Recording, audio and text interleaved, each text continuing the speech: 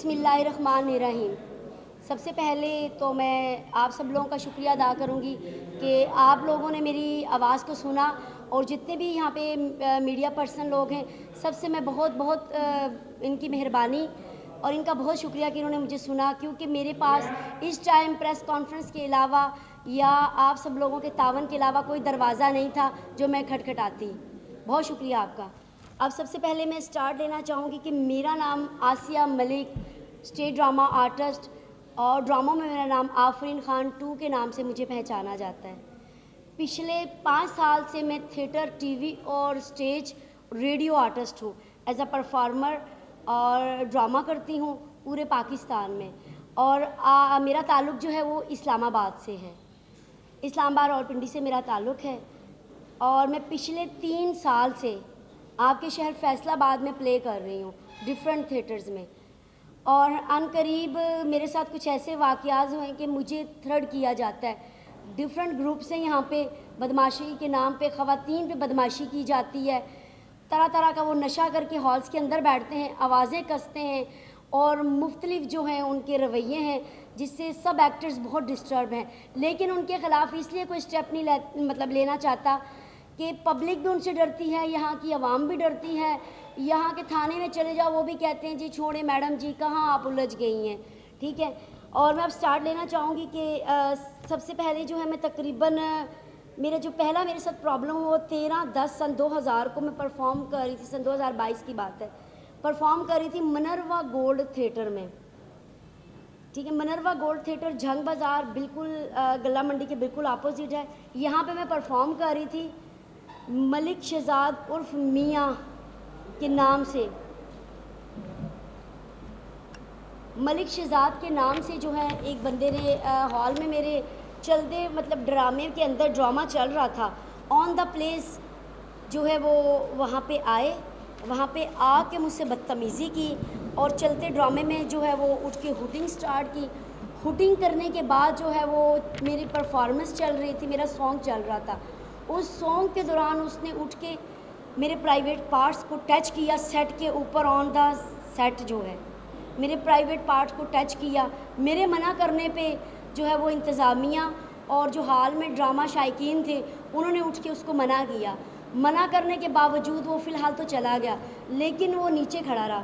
जब ड्रामा ख़त्म हुआ, जब मैं उतरी हूँ, उसने वहाँ पे मुझे थ्रेड करना शुरू कर दिया अपने चंद आबाश दोस्तों के साथ, जिसमें मुन्नी भट्ट और चमची भी हैं। उसके अलावा जब मैं वहाँ से अपनी जान को छुड़ा के फटाफट होटल पहुँची जहाँ पे मेरी रिहाइश है, होटल के अंदर मैं जहाँ पे पहुँची, जैसे वहाँ पे कॉल्स आना शुरू हो गई। कॉल्स के अलावा वहाँ पे बंदे आना शुरू हो गए कि भाई आपने ऐसा क्यों किया, ये है वो है। उससे अगले दिन जो है वो मुझे मियाँ शहजाद जो हैं, आमर ग्रेड का भाई है, आमर ग्रेड बहुत मशहूर यहाँ का बदमाश माना जाता है, उसका भाई है मियाँ शहजाद। ठीक है, उसने मुझे व्हाट्सएप पे हरासमेंट की, मैसेंजर और मेरे व्हाट्सएप पे, जो कि मैंने थाना वुमेन में एप्लीकेशन लिखवाई है उसके ख़िलाफ़। तो वुमेन थाना ने उसके लिए पर्चा दिया। उसके बाद जो है मुझे वुमेन थाने से ये कहा गया कि आप जो है वो FIA साइबर क्राइम में भी जाएं। तो मैंने FIA साइबर क्राइम में भी उसकी डिटेल्स जो है वो प्रोवाइड कर दी हैं, जो उसने मुझे व्हाट्सएप पे और मैसेंजर पे थ्रेड किया। ठीक है, उसके बाद जब FIA का सीन हुआ तो उसके बाद उस बंदे ने मुझे डिस्टर्ब करना, थ्रेड करना बंद कर दिया। फिर उसके बाद जो है वो कुछ टाइम गुज़रा, तकरीबन कुछ टाइम गुज़रा, तो मैं मनरवा गोल्ड थिएटर में दोबारा से प्ले कर रही थी। उसके जो ऑनर हैं मनरवा गोल्ड थिएटर के, वो हैं शेख एहसान साहब, और उन्होंने आगे ठेके पे इस थिएटर को 4 वीक्स के लिए दिया, यानी 1 महीने के लिए इन्होंने डेट्स को सेल किया। आगे ठेके पे इन्होंने दे दिया कि डेट्स को सेल किया है, और डेट जो है वो सेल की है उन्होंने अब्दुल गफ़ार उर्फ बग्गा कसाई इसको, और इसके साथ एक और इसका पार्टनर था जिसका नाम है जावेद भट्ट उर्फ काला भट्ट, जो कि बहुत मशहूर है। इनकी डेट मैंने की। इन्होंने मुझे मतलब मेरी पेमेंट जो है वो बनती ज़्यादा थी। इन्होंने मुझे कहा कि आप 1 मंथ हमारे साथ काम करेंगी तो काइंडली जो है वो हमारे साथ मुनासिब करें। मैंने इन्हें कहा चलें आप जो देना चाहते हैं। इन्होंने मुझे 3 वीक्स की जो पेमेंट है वो 45,000 इन्होंने कहा था कि आपको हम पे करेंगे 45,000 थी। 3 वीक्स की ये पेमेंट बता रही हूँ मैं, 1 महीने की नहीं, 3 हफ्तों की। और उसके बाद क्या हुआ कि मैंने कहा ओके। अब जैसे ही पहला वीक गुजरा, जुम्मा हफ्ता इतवार किया, कभी वो 1500 दे, कभी वो 1000 दे, कभी वो 2000 दे। मैंने कहा ये क्या तरीका, हम जुमे को और इतवार को जो हम 5 से 10 हज़ार रुपये पेमेंट लेते हैं, जो हमारी एक्चुअल पेमेंट होती है, तो आप ये तोड़ तोड़ के, नहीं जी आपको एंड ऑफ द डे हम क्लियर करें। कंटिन्यूटी उस बंदे की यही बात थी, एंड ऑफ द डे हम आपको क्लियर करेंगे, एंड ऑफ द डे आपको क्लियर करेंगे। लास्ट में क्या हुआ कि मैंने 2 वीक्स कर लिए प्रॉपर, तो 3 मतलब तीसरा वीक जब स्टार्ट हुआ तो मैंने इस पर बहस की कि मुझे जो है काइंडली पेमेंट देनी, तो मैं आपका ड्रामा छोड़ रही हूँ, क्योंकि मैं होटल में रिहाइश पजीर हूँ, मेरे होटल के एक्सपेंस हैं, मेरे डेली के आने जाने की मेरी गाड़ी है, मुझे मेरे उसके एक्सपेंस हैं, तो काइंडली आप मुझे पे करें ताकि मैं अपने एक्सपेंस को क्लियर कर सकूं। लेकिन नहीं। उसके बाद क्या हुआ कि जब तीसरा वीक लास्ट में चल रहा है, तो बग्गा कसाई उर्फ अब्दुल गफ़ार उनका ओरिजिनल नाम है, उर्फ बग्गा कसाई उसकी कास्ट है। उन्होंने क्या किया कि चलते ड्रामा, जैसे ड्रामा स्टार्ट हुआ तीसरे वीक का जो है वो मेरा ख़्याल है कि हफ्ता था, ड्रामा स्टार्ट हुआ। मैंने कहा जी मैं आज आपका ड्रामा नहीं कर रही, मैं थिएटर में तैयार हुई हूँ, मैं बैठी हूँ, लेकिन मैंने कहा मैंने आपका प्ले नहीं करना जब तक आप मुझे पूरी पेमेंट नहीं भिजवाएंगे। उन्होंने कहा जी आप ड्रामा करें, पेमेंट आपको मिल जाएगी। मैंने कहा नहीं मैं ऐसे नहीं जाऊँगी। उन्होंने मेरी उनके साथ सर्दी गर्मी हो गई फ़ोन पे। मैं भी अपने मेकअप रूम में ही थी, चेंजिंग कर रही थी कि अभी मैंने कपड़े चेंज कर ही रही थी। इसी कश्मकश में जो है वो मुन्नी भट्ट और चमची, ये 2 बदमाश हैं, ये वहाँ पे मेरे विंग में घुस आए। मेरे चेंजिंग रूम में मैं अभी कपड़े मैंने आधे पहने हुए थे और आधे मतलब पहन रही थी, और इन्होंने नॉक करना शुरू कर दिया, बाहर निकलो बाहर निकलो। मैं घबरा गई, मैंने कहा जी कौन, तुम आओ बाहर निकलो। मैंने कहा अच्छा मैं चेंज कर लूँ। मैंने अपने कंप्लीट कपड़े पहने, मैं अभी जो थिएटर के चेंज करने लगी थी, मैंने वापस वो शर्ट उतार के, जो मेरी कैजुअल शर्ट थी जो मैं नॉर्मल पहनती, मैंने वापस वही पहन के बाहर आ गई। मैंने कहा शायद शो नहीं चलना, क्योंकि अमूमन ऐसा होता है कि हमारे यहाँ जुम्मा हफ्ता इतवार के बाद कई दफ़ा शो नहीं भी लगते, तो मुझे ये लगा कि शायद ये कहने आए कि जी शो नहीं चल रहा तो आप रहने दें। मैंने वापस ही वहाँ पे ग्रीन कलर की एक वेलवेट की शर्ट थी जो मेरी कैजुअल, जो वो मैंने वापस पहन ली, ठीक है। और उसके अलावा जो है इन्होंने जैसे ही मैं बाहर आई तो कहते हैं कि तुमने हमारे चाचू के साथ क्या बदमाशी शुरू की हुई है। मैंने कहा जी बोलें क्या, मैंने तो कुछ नहीं कहा। क्या उनको कह रही हूँ मैं ड्रामा नहीं करूँगी, मैं ये नहीं करूँगी, मैं मुझे पेमेंट दें तो मैं ड्रामा करूँगी। तुम हो कौन, तुम जानती हो तुम कहाँ काम कर रही हो, वो इस्लामाबाद है, ये फैसलाबाद है, और हमने तुम्हारी टांगों पे अभी फायर मार देने तो सारी ज़िंदगी तुम स्टेचर पे गुजारोगी, तुम्हें पता नहीं है हम कौन हैं यहाँ पे, हम नामी ग्रामी बदमाश हैं, पुलिस भी हमारे से डरती है। मतलब इस तरह के उन्होंने वर्ड्स यूज़ करना शुरू कर दिए। उसके बाद मैंने कहा जी मैं आपको नहीं जानती, कौन है कौन नहीं, होंगे आप जो भी है, लेकिन मेरी पेमेंट है, मेरा काम किया है, मैंने एक शहर से ट्रैवल करके आउट सिटी में आई हूँ, मेरी पेमेंट है, मेरा मुआवजा है, ये मैं कैसे छोड़ सकूँ। कहते नहीं यहाँ पे हम देखिए हमारी मर्जियाँ चलती हैं आपकी नहीं। इसी कश्मकश में हमारी उनके साथ सर्दी गर्मी हो गई। उसी सर्दी गर्मी में मुन्नी भट्ट और चमची दोनों ने मुझे बालों से पकड़ा, घसीटना शुरू किया, थप्पड़ मारे, और उसके बाद मेरी शर्ट को फाड़ दिया, और मेरे बार बार मेरे मुंह के अंदर ये दोनों पिस्टल डाल रहे थे बार बार। विंग की बैग पे, जो विंग एरिया है जहाँ पे सिर्फ आर्टिस्ट को जाने की इजाज़त है, उसमें कोई बाहर का बंदा नहीं आ सकता तब तक जब तक प्रोड्यूसर नहीं चाहेगा, जब तक प्रोड्यूसर इन्वॉल्व नहीं होगा। और उन्होंने मुझे मुसलसल थ्रेड किया, मुझे एक बंदे ने मुझे बालों से पकड़ा, दूसरा थप्पड़ मार रहा है, और फिर एक जो है पिस्टल मुंह में डाल रहा है, दूसरा उसका बट पकड़ के तो मेरे सर पे मारने की कोशिश कर रहा है। कह रहा है बचाओ, बताओ, करवाओ पर्चा हम पे, बुलाओ पुलिस को, इतनी तुम बदमाश हो, ड्रामे कर रही हो, ये है वो है, तुम वहाँ पे कर रही होगी इस्लामाबाद, ये इस्लामाबाद नहीं है। मतलब इस तरह की उन्होंने ज़बान का इस्तेमाल किया। उसके बाद मेरे चीखों पुकार से हॉल में भी लोग परेशान हो गए, क्योंकि ऑन द स्पॉट ड्रामा चल रहा था, ठीक है। चलते ड्रामे में ये सारी सिचुएशन हुई है। उससे पहले मैं एक सॉन्ग कर चुकी थी, और ये मेरा दूसरा सॉन्ग था जब मैं उसकी चेंजिंग कर रही थी, और मैंने उनको यही कहा कि मैं दूसरा सॉन्ग नहीं करूँगी जब तक आप पेमेंट नहीं देंगे। फिर वो ये सारी सिचुएशन क्रिएट हुई। फिर इसी कश्मकश में जो है बग्गा कसाई और काला भट्ट, ये दोनों प्रोड्यूसर ऊपर चढ़ के आए, उन्होंने उसको पकड़ लिया और अपने रवायती पंजाबी ज़बान में उन्होंने उसको कहना शुरू कर दिया कि वो तेनू क्या सी सिर्फ इनू डराई, तेनू क्या सी सिर्फ इनू डराई, तू इनू मारी ना, वो पिस्टल थल्ले कर, वो तू कुड़ी दे सारे कपड़े फाड़ दे, बाल छाड़ दे। मतलब ये उनका बिहेवियर था और ये उनकी अंदाज़ था।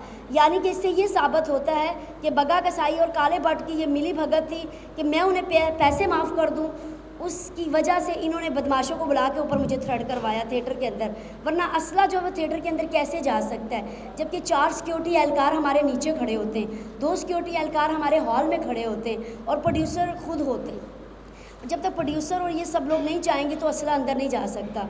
ठीक है, मैंने इस चीज़ को गनीमत समझते हुए उसी के दौरान ही मैंने चलते ड्रामे में हॉल के पब्लिक में से छलांग लगाई और मैं अपने आप को सेव करने के लिए बाहर सीढ़ियों की तरफ चली गई।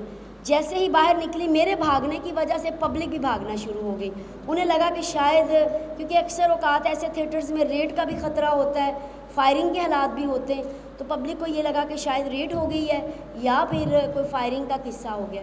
मेरे पीछे पब्लिक भी शुरू हो गई और मैं बिल्कुल ऐसी हालत में थी कि मैं आपको बता नहीं सकी कि वो कहावत है ना कि नंगी नहाएगी क्या और नचोड़ेगी क्या।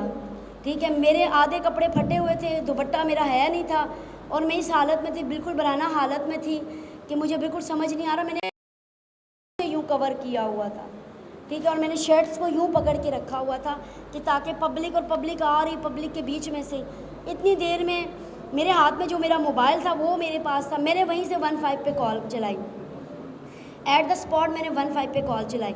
इतनी देर में ऊपर से मैंने किसी को कहा कि मेरे विंग में जाके मेरी शॉल या मेरे जैकेट पड़ा हुआ है वो उठा के ले आओ। तो वहाँ से उन्हें एक शॉल मिली जो मैंने अपने आप को ढांपने के लिए ले ली।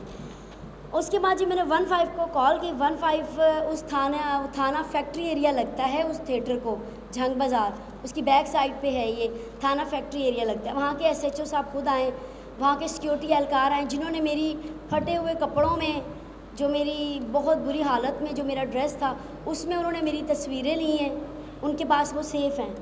उन्होंने तस्वीरें ली हैं और उन्होंने सिक्योरिटी पॉइंट ऑफ व्यू से सबको पीछे करके साइड पे करके मुझे एक तहफ़्फ़ुज़ दे के उन्होंने मेरी पिक्चर्स ली और उन्होंने कहा कि नहीं, आपके साथ बहुत बड़ी ज़्यादती की गई है। और उसके बाद मुझे फैक्ट्री एरिया थाने में ले गए। फैक्ट्री एरिया थाने में लेके गए, वहाँ पे SHO साहब ने मेरे सर पे हाथ रखा और मुझे कहा, बेटा आप रो नहीं, इन लोगों का काम ही यही है। मेरा बेटा, हम तुम्हारा जितना तावन होगा हम तुम्हारे साथ करेंगे। वहाँ पे तोकीर साहब हैं, पुलिस ऑफिसर, ड्यूटी ऑफिसर है, उन्होंने बहुत तावन किया। उन्होंने मुझे बार बार पानी पिलाया, बार बार उन्होंने मुझे बड़ा तहफ़्फ़ुज़ दिया, बल्कि इवन कि वो मुझे कहते कि बेटा आप इस शॉल के नीचे अगर कोई अपने हुड वगैरह लेना तो मैं आपको दे सकता हूँ, मतलब इतना कोऑपरेट किया। उसके बाद मैंने एप्लीकेशन में, जब मैं थाने में पहुँच चुकी तो बग्गा कसाई और काले भट्ट को ये लगा कि अब हमारी पेमेंट का मामला खुल जाएगा, ये ना हो कि ये मुन्नी भट्ट के ख़िलाफ़ ना जाए और काला भट्ट और बग्गा कसाई इनके ख़िलाफ़ कहीं केस ना ओपन हो जाए। इन्होंने फटाफट मेरे पीछे ही थाने में चले गए, मेरे पास थाने में चले गए, फटाफट मेरे सर पे हाथ रखना शुरू कर दिया। वो जो इनके ड्रामे होते हैं, जब पेमेंट नहीं देनी होती किसी को बहन बेटी बना लेते हैं या फिर थ्रेड करवा लेते हैं। ठीक है, इन्होंने वहाँ पे मुझे कहा तुम टेंशन ना लो, उन्होंने वाकई ज़्यादती की है। हमने उनको ये कहा था कि सिर्फ आपने इसको थ्रेड करना है और कुछ नहीं, लेकिन वो बहुत आगे तक चले गए थे क्योंकि वो नशे में थे, उन्हें ये भी नहीं पता। वो आप तो आप है, बाद में वो हमें भी थप्पड़ मार रहे थे जबकि हमने उनको भेजा है। और हमने उन्हें ये सिर्फ कहा था कि लड़की को डराना धमकाना ताकि वो पेमेंट छोड़ दे, लेकिन उन्होंने तो बहुत हद कर दी। आपको थप्पड़ मारे, बाल नोचे, कपड़े फाड़े, पिस्टल आपके सर पे रखी है, मुंह के अंदर दी है। इसके ख़िलाफ़ हम भी नाखुश हैं और हम भी यही चाहेंगे कि ये नहीं होना चाहिए। ठीक है, मुझे उन्होंने एतमाद में लिया और साथ में उन्होंने कहा दो आप एप्लीकेशन, हमारा और आपका जो मामला हम एक रूम में बैठ के सेटल करेंगे, टेबल टॉक पे डिस्कस करेंगे। फ़िलहाल जो है आप इसको ऐसा करें कि आप मुन्नी भट्ट और चमचे के ख़िलाफ़ FIR दायर करवाएं और मैं एज आ विटनेस, हम दोनों आपके साथ उसमें शामिल होंगे गवाह के तौर पे कि वाकई ये सब कुछ हमारी आंखों के सामने हुआ है और ये वाक़या सच्चा है। मैं उस टाइम मुझे यही लगा कि शायद इन लोगों को एहसास हो गया है, तो फेवर कर रहे होंगे कि हर इंसान के घर में ख़वातीन है, हर इंसान यही सोचता है कि यार फ़लाँ लेडीज़ के साथ ये प्रॉब्लम हुआ, नहीं होना चाहिए, यार ये ज़्यादती है। गैरत इंसान के अंदर किसी टाइम भी जाग सकती है, लेकिन मैं भूल गई थी कि ये वही ड्रामा प्रोड्यूसर हैं जो कि अपने मकसद के लिए सिर्फ एक्टर्स को इस्तेमाल करते हैं। उसके बाद जी इन्होंने मुझे जो है वो अपना नाम गवाहों में डलवाया, साइन करवाया एप्लीकेशन पे, ओके हो गया। अगले दिन इनके ख़िलाफ़ पर्चा हो गया है। एसएचओ ने मेरे पूछे बगैर ही मतलब इतनी फेवर की कि उन्होंने इन पे पर्चा दे दिया। उन्होंने कहा कि नहीं, केस बहुत संगीन है, आपके अलावा भी ये 12 घंटे के अंदर ये पर्चा बनता ही बनता है। क्यों कि आपके तकद्दुस को पामाल किया गया है और एक ख़वातीन के तकद्दुस को पामाल करने की ये सज़ा होती है। उसके बाद जी 3-4 दिन के बाद इनकी पेशी थी। जब पेशी का टाइम आया, मैं भी कचहरी में पहुंची, सब तो मैं अपने गवाहों को जो विटनेस थे एट द स्पॉट वहाँ पे एनी शायद थे, उनको कॉल कर रही हूँ और वो स्विच ऑफ आ रहा है उनका नंबर। बार बार कॉल की। कॉल करने के बाद जब मुझे पता चला, मैंने फिर थाने में कॉल की कि आप कहाँ पे? उन्होंने कहा हम तो अभी थाने में। मैंने कहा आपने आना है? कह रहे जी हमने आना है, लेकिन आपके जो 2 गवाह हैं वो अपना अभी हल्फ़े बयानी दे के इस चीज़ से इनकार कर रहे हैं कि हम वहाँ पे मौजूद नहीं थे जबकि ये सब कुछ हुआ है। यानी कि आफरीन ख़ान के कपड़े फटे हैं, उसको मारा भी गया, उसको थप्पड़ भी मारे गए, सब कुछ हुआ है, लेकिन हम वहाँ पे मौजूद नहीं थे। लेकिन ये जो बात है ये सब सच है, ठीक है। मैंने कहा आप कह रहे हैं, मैडम जी क्या हो सकता है? बाद में पता चला उन्होंने कोई लेन देन करके अपनी उनके साथ सेटलमेंट कर ली, कोई पैसों के लेन देन करने के बाद जो है वो मुकर गए गवाहों से, ठीक है। उसके बाद क्या हुआ कि मैं बड़ी डिसाइड, उन्होंने एप्लीकेशन दी हुई थी कि हमने बेल, उन्होंने अपनी बेल की ना कि हमारी ज़मानतें मंजूर की जाएं, हम बेगुनाह, हम शरीफ शहरी हैं। और उन शरीफ शहरी का मैंने CRO निकलवाया है, जब मुझे पुलिस एहलकार ने प्रोवाइड किया है CRO, तो वो शरीफ शहरी जो हैं उनके ऊपर 14 और 20 25 30 मुकदमे हैं। मतलब शरीफ शहरियों के ऊपर ये हालात हैं, तो जराइम पेशा लोगों का क्या हाल होगा, ठीक है। जो शरीफ शहरी उनके ऊपर 25 मुकदमे और जराइम पेशा, फिर तो बहुत आगे की बात है। फिर उनकी ज़मानत मंजूर कर दी गई। जैसे ही ज़मानत मंजूर की, मैं कचहरी से निकली, अपनी गाड़ी में बैठने लगी जैसे, तो वहीं पे आके मेरी गाड़ी के पास आके कह रहे हैं कि क्या उखाड़ लिया तुमने? हमने तुम्हें कहा था ना ये इस्लामाबाद नहीं है, ठीक है, ये फैसलाबाद है, यहाँ पे हमारी मर्ज़ी से चलता है। अब तुम करके दिखाओ कहीं काम, और अब तुम अपनी टांगों पे, अब तुम्हारी टांगों पे हमने फायर मारना है, सारी ज़िंदगी तुम स्ट्रेचर पे रहोगी। जब ये इन्होंने बात की, मैंने फटाफट डोर को जो है वो क्लोज़ किया और फटाफट निकल गई। फ़ौरन थाने जाके पहुंची, दोबारा से मैंने उन्हें बताया, तो उन्होंने मुझे यही कहा कि मैडम अब आपका केस इसलिए कमज़ोर हो चुका है कि आपके गवाह जो है वो पैसे लेके मुकर चुके हैं। अब मैंने कहा जी अब मैं क्या कर सकती हूँ, तो केस जो है वो तो ख़त्म नहीं होगा, लेकिन चलो ज़मानत तो कत्ल के केस में भी हो जाती है, लेकिन उससे केस ख़त्म नहीं होता। फिर जी वक्त गुज़रता गया, मैं फिर आउटडोर में काम करना शुरू हो गई। मैंने कहा फैसलाबाद, गुजरांवाला, फैसलाबाद, चिन्योट और जड़ांवाला, ये तीनों जगह ऐसी हैं कि जहाँ पे इनकी अप्रोच है वो कॉल करके किसी को भी मना कर देते हैं। फिर इन्होंने जगह जगह मुझे डिस्टर्ब करना शुरू कर लिया। अब भी जो रिसेंटली जब मैंने दोबारा से प्रेस कॉन्फ्रेंस का आगाज़ इसीलिए किया है कि मैं बहुत ज़्यादा ज़हनी तौर पे डिस्टर्ब हो चुकी हूँ, मुझे बहुत थ्रेट किया जा रहा है। अभी मैंने ईद का प्ले जो करना था चिन्योट में, मेरा शमा थिएटर के अंदर जो है मेरा प्ले अभी अनाउंस हुआ, मेरी पिक्चर लगी, मुझे उन्होंने बुक कर लिया कि भाई आप हमारे पास बुक हैं ईद के 9 दिन। मैंने कहा ओके। जैसे ही मेरी पब्लिसिटी ओपन हुई, यानी जो मेरी पब्लिसिटी होती है, पिक्चर लगती है मार्केट में, फेसबुक पे और हमारे पोस्टर्स पे, बैनर्स पे, जो कि बताना इसका ये मकसद होता है कि कौन कौन सी एक्टर किस थिएटर में किस वीक से आ रही है। जैसे ही वो ओपन हुई, मुन्नी भट्ट और चमची ने वहाँ पे थिएटर्स ऑनर को थ्रेट करना शुरू कर दिया कि या अगर आपने इस लड़की को रखा अगर ड्रामे में, तो हम आपके ड्रामे में आकर फायरिंग करेंगे, आपके थिएटर को नुकसान पहुंचाएंगे, आपके एक्टर्स को नुकसान पहुंचाएंगे, तो उसके ज़िम्मेदार खुद हैं। या तो अगर आपने ड्रामा चलाना है तो इस लड़की को ना रखें, अगर इसको रखना है तो आप अपने ज़िम्मेदार खुद हैं। वो मुझे बार बार कॉल कर रहे हैं कि अब क्या किया जाए मैडम। मैंने कहा जी मुझे तो नहीं पता, मैंने तो अब एक दिन रह गया है, एक दिन ईद को रह गया है, कल चांद रात है, तो अब आप मुझे कह रहे हैं अब तो सब पूरे पाकिस्तान की टीम्स जो हैं वो तैयार हो चुकी है, मेरे लिए तो गुंजाइश नहीं, मेरा तो वीक पूरा ज़ाया होगा। और जी मैं सिर्फ वहीं पे आ रही हूँ, तो बस सिर्फ ख़त्म हो चुकी है, बस ये एंड में आपको बता रही हूँ। फिर मुझे ना वीक जो है मुझे उन्होंने प्ले नहीं करवाया इनके कहने पे, और मैंने ईद का दिन घर पे गुजारा। उसके बाद मेरी पब्लिसिटी मियाँ चन्नू पे लगी, वहाँ इन्होंने कॉल की। फिर उसके बाद फैसलाबाद में लगी, वहाँ उन्होंने कॉल करके मना करवाया। अब मेरी जड़ावाला लगी है, रात को वहाँ पे भी उन्होंने कॉल की है, जिसके बायस मैंने मजबूर हो के जो है मैंने प्रेस कॉन्फ्रेंस रखी कि खुदारा मेरी दाद रसाई की जाए। मैं आप लोगों के पास इसीलिए आई हूँ कि मेरे पास इस टाइम कोई भी दरवाज़ा नहीं है खटखटाने को कि मैं खटखटा सकूँ सिवाय आप सब लोगों के। तो ये कि मुझे इंसाफ दिया जाए और आला हुकाम से गुजारिश है, वज़ीर आज़म पाकिस्तान से, वज़ीर आला पंजाब से, और उसके बाद जो है वो IG पंजाब से और CPO साहब से कि खुदारा ऐसे लोगों को जो हमारे लिए मुश्किलें पैदा करते हैं, हमारा यही रोज़गार है, हमने यहीं से कमा के अपने बच्चों के लिए, अपनी फैमिलीज़ के लिए करना होता है। तो खुदारा हमें इंसाफ दिया जाए, इनको फ़ौरन से पहले अरेस्ट किया जाए, और ये बार बार थ्रेट करते हैं तो खुदारा इसके लिए कुछ किया जाए। मैं आज सिर्फ इसीलिए हाज़िर हुई हूँ और आप सब लोगों का बहुत बहुत शुक्रिया कि आप सब लोगों ने बहुत तावन किया मेरा। ठीक है, thank you so much.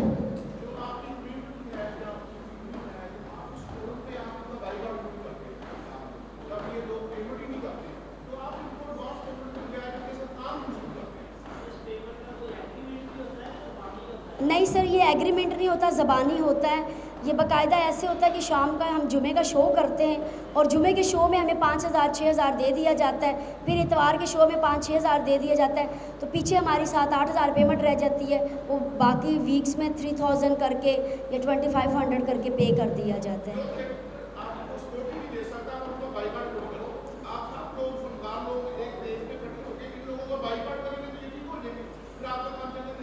Sir problem ही तो यही है कि वो कहता है कि ये मेरा मसला नहीं, हर दूसरा बंदा कहता है ये मेरा मसला नहीं है। हम पाकिस्तानी अवाम जो है ना किसी की हेल्प नहीं कर सकते। अभी मैं प्रेस कॉन्फ्रेंस के लिए बहुत सारी मेरी फ़ीमेल आर्टिस्ट है जिनको रात से थ्रेड किया जा रहा है। मुझे उम्मीद है कि मेरे बाद कल परसों वो भी आएंगी और उन्हीं ग्रुप के हाथों, और उनको मैंने कहा कि आप मेरे साथ आके बैठे, लेकिन उनमें हिम्मत नहीं, कहते नहीं हम अगर आपके साथ बैठे कि फ़ायर ना मार दें, ये ना कर दें, हमारी फैमिलीज़ हैं। जी सर।